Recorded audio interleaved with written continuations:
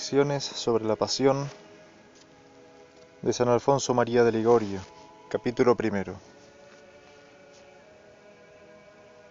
Peca Adán, rebélase contra Dios, y por ser el primer hombre y padre de toda la humanidad, queda él perdido con todo el género humano. La injuria fue hecha a Dios, por lo que ni Adán ni el resto de los hombres podían, con todos sus sacrificios, ni aun con el sacrificio de sus vidas, ofrecer digna satisfacción a la divina majestad ofendida. Para aplacarla cumplidamente era preciso que una persona divina satisficiese a la divina justicia. Y he aquí al Hijo de Dios, que movido de compasión a los hombres, e impelido por las entrañas de su misericordia, se brindó a revestirse de carne humana y a morir por ellos, para que de este modo tributar a Dios cumplida satisfacción por todos sus pecados y alcanzarles la gracia divina perdida. Vino pues al mundo el amoroso Redentor y quiso hacerse hombre y remediar todos los daños que el pecado había ocasionado, y a la vez, no sólo con sus enseñanzas, sí que también quiso con los ejemplos de su santa vida inducir a los hombres a observar los divinos preceptos, conquistando así la vida eterna. A tal fin renunció Jesucristo a todos los honores, delicias y riquezas de que hubiera podido disfrutar en esta vida, eligiéndose otra humilde, pobre y atribulada, hasta morir de dolor en una cruz. Engañáronse los judíos al fantasear que el Mesías había de venir a la tierra triunfador de todos los enemigos, con el poderío de sus armas, y después de haberlos aniquilado y conquistado el dominio de toda la tierra, había de enriquecer y ennoblecer a sus seguidores. Si el Mesías hubiera sido tal como los judíos lo imaginaban, príncipe triunfador y honrado por todos los hombres como soberano de toda la tierra, no habría sido el Redentor prometido por Dios y predicho por los profetas. Él mismo lo declaró al contestar a Pilatos: «Mi reino no es de este mundo». Por eso San Fulgencio reprochó a Herodes tanto temor de perder el reino por parte del Salvador, que había venido no a vencer a los reyes con las armas, sino a conquistarlos con su muerte. Dos fueron los engaños de los judíos acerca del Redentor. El primero, pensar que los bienes predichos por los profetas, bienes espirituales y eternos, con los que el Mesías enriquecería a su pueblo, serían bienes terrenos y temporales.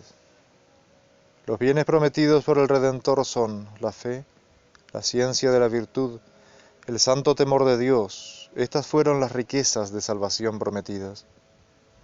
El Señor prometió también a los penitentes la curación de sus males, el perdón a los pecadores y la libertad a los esclavos de Satanás. El segundo engaño en que cayeron los judíos fue el predicho por los profetas acerca de la segunda venida del Salvador, al fin de los siglos, a juzgar al mundo, tomándolo los judíos como dicho de la primera venida. Cierto que David había predicho del futuro Mesías que vencería a los príncipes de la tierra, abatería a los soberbios de muchos, y con la fuerza de la espada destruiría toda la tierra. Pero esto ha de entenderse de la segunda venida, cuando venga como juez a condenar a los malvados. En cuanto a la primera venida de nuestro Señor, en que había de consumar la obra de la redención, sobrado, claramente, predijeron los profetas que el Redentor viviría vida pobre y despreciada. Y aquí lo que escribe el profeta Zacarías, hablando de la vida plagada de humillaciones de Jesucristo. He aquí que tu Rey llega a ti, es justo y victorioso, humilde y montado sobre un asno, sobre un pollino de cría de asnas. Lo que se realizó de modo particular cuando entró Jesús en Jerusalén, montado sobre un asnillo, y fue recibido honrosamente cual anhelado Mesías, como dice San Juan. Hallando Jesús un asnillo, montó sobre él, según está escrito: «No temas, hija de Sión, mira tu rey, viene montado sobre un pollino de asna». Sabemos que fue pobre desde su nacimiento en Belén, humilde ciudad y dentro de una cueva. Mas tú, Belén Efratá, la más pequeña entre las regiones de Judá, de ti me saldrá quien ha de ser dominador en Israel, cuyos orígenes vienen de antiguo, profecía que anota San Mateo y San Juan. Además el profeta Oseas escribió: «De Egipto llamé a mi hijo», como se verificó cuando Jesucristo, niño aún, fue llevado a Egipto, donde vivió 7 años como extranjero, en medio de bárbaras gentes, lejos de parientes y amigos, y por lo que forzosamente hubo de vivir muy pobremente. Y cuando retornó a Judea, continuó la pobreza de su vida.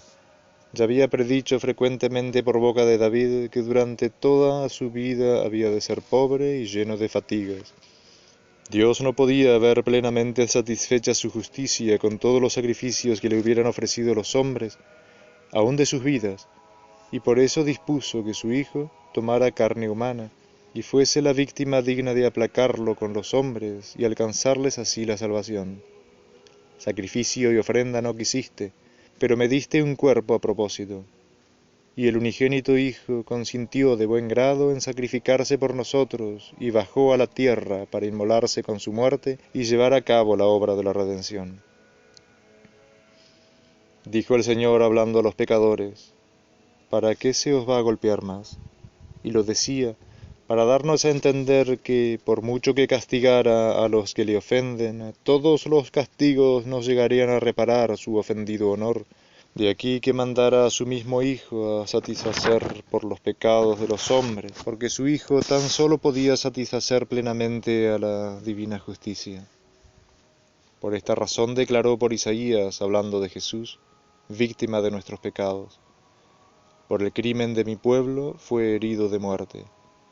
Y no se contentó con una satisfacción cualquiera, sino que quiso verlo gastado por los tormentos.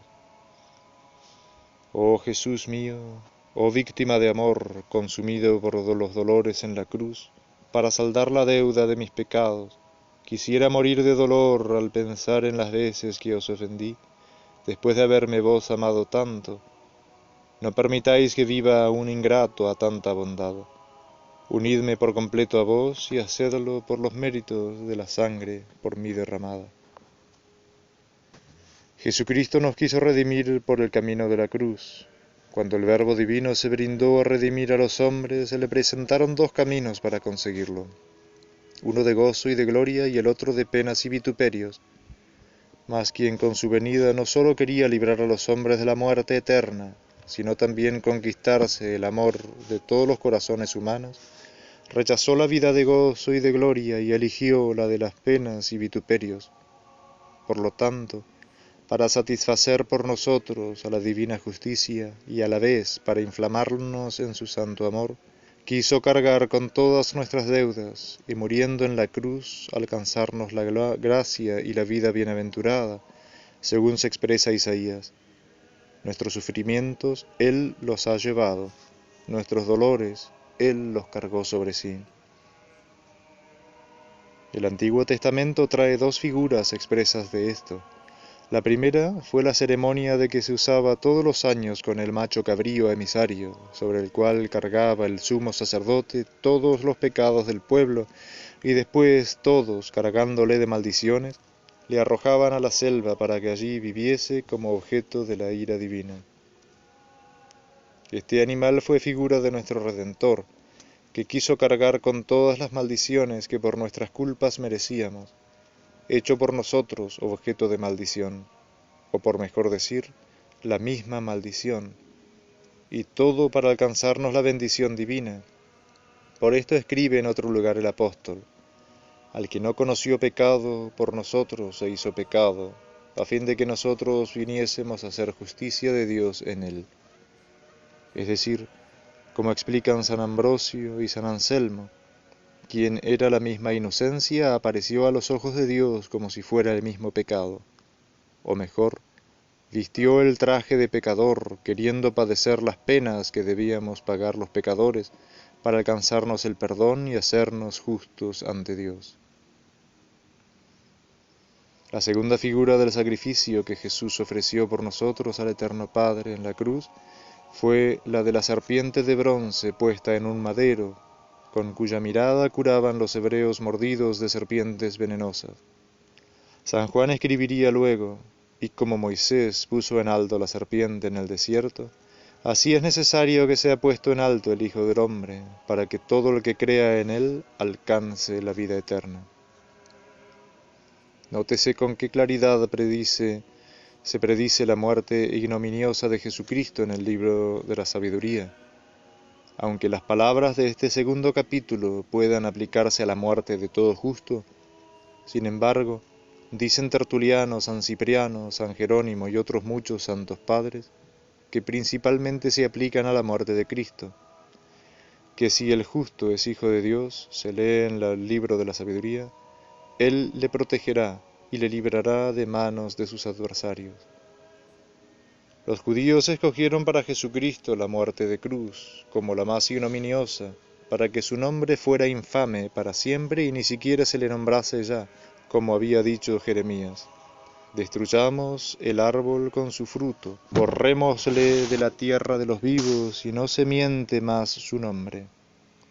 Pues bien, ¿cómo podrán hoy día negar los judíos que Jesucristo sea el Mesías prometido, habiendo muerto con muerte afrentosísima, cuando los mismos profetas predijeron esa muerte? El Redentor aceptó muerte tan ignominiosa porque moría para pagar nuestros pecados, y por eso quiso ser circuncidado cual pecador, ser rescatado en su presentación en el templo, recibir el bautismo de penitencia de manos del Bautista, y finalmente en su pasión, quiso que le clavaran en la cruz para pagar nuestras malditas licencias, quiso con su desnudez pagar nuestra avaricia, con sus humillaciones nuestra soberbia, con su obediencia a los verdugos nuestras ambiciones de dominio, con las espinas nuestros malos pensamientos, con su hiel nuestras intemperancias, y con los dolores de su cuerpo nuestros sensuales placeres. Y ahí que con lágrimas de ternura deberíamos agradecer al Padre habernos dado a su inocente Hijo para que con su muerte nos librase de la muerte eterna, quien a su propio Hijo no perdonó, antes por nosotros todos lo entregó. ¿Cómo no juntamente con él nos dará de gracias todas las cosas? Y San Juan añade, así amó Dios al mundo que entregó a su Hijo unigénito. La misma Santa Iglesia en el exulte del Sábado Santo dice, oh admirable dignación de tu piedad para con nosotros, oh inestimable amor de los amores, que para salvar al siervo entregaras al Hijo.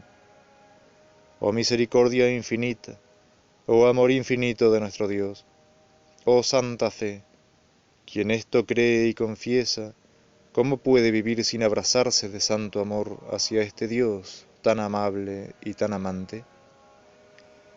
Oh Dios eterno, no me miréis a mí tan cargado de pecados, mirad como a vuestro inocente Hijo pendiente de una cruz, ofreciéndoos tantos dolores y oprobios para que tengáis compasión de mí. Oh amabilísimo y verdadero amante de mi alma, por amor de este Hijo, a quien tanto amáis, tened compasión de mí. Oh Dios amabilísimo y verdadero amante de mi alma, por amor de este Hijo, a quien tanto amáis, tened compasión de mí.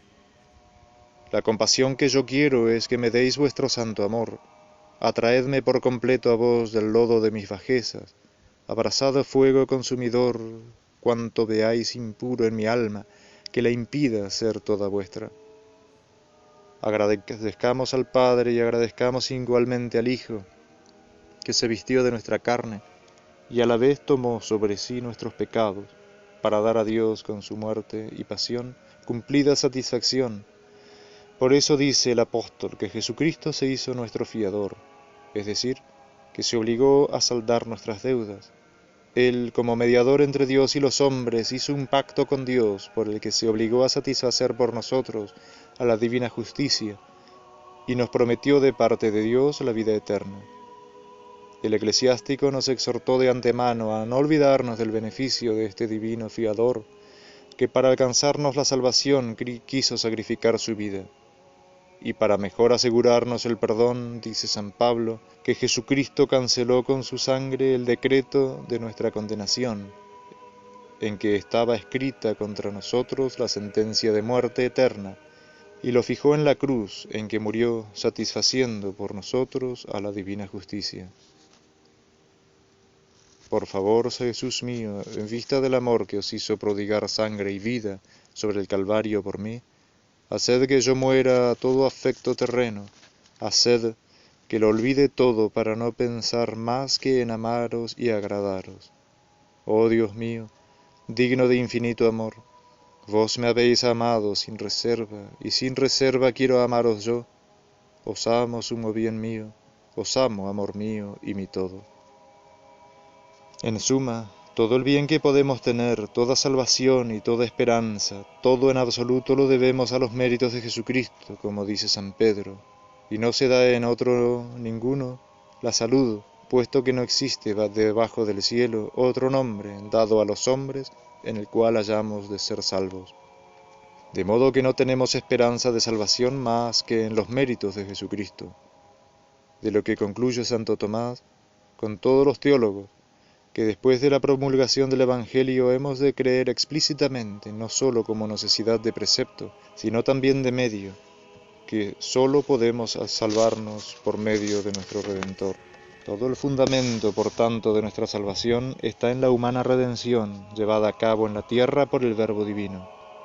Nótese en cuanto a las obras de Jesucristo en la tierra, que por ser obras de una persona divina, tuvieron mérito infinito, de suerte que aún la menor de ellas bastaba a satisfacer a la divina justicia, por todos los pecados de los hombres, y sin embargo, la muerte de Jesucristo fue el gran sacrificio que terminó nuestra redención. De ahí que en las Sagradas Escrituras se atribuya principalmente la obra de la humana redención a la muerte por él padecida en la cruz, y añade el apóstol que al recibir la Sagrada Eucaristía debemos evocar la muerte del Señor. ¿Por qué dice que debemos recordar la muerte y no la encarnación, el nacimiento o la resurrección? Porque la muerte, por ser el suplicio más humillante y doloroso de Jesucristo, puso el sello a la obra de la redención.